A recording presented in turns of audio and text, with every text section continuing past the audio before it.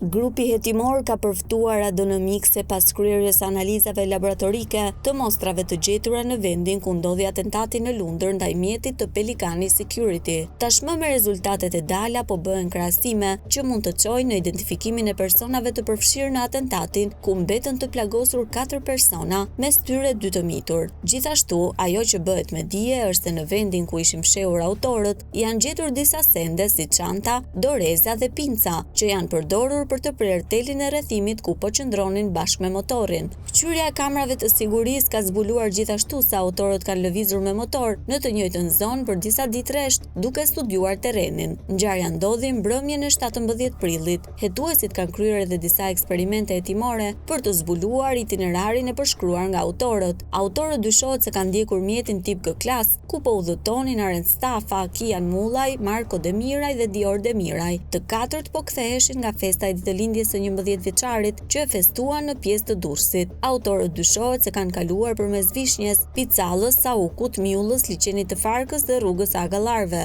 Nga aty kanë dalë në vendin ku dhe i kanë përprit automjetit. Pas plagosjes së 4 fish, 2 atentatorët armatosur me 2 Kalashnikov dhe me motorin e përdorur për atentatin udhëtuan deri në fshatin Fikas Elbasan, ku dhe braktisën motomjetin e më pas janë zhdukur.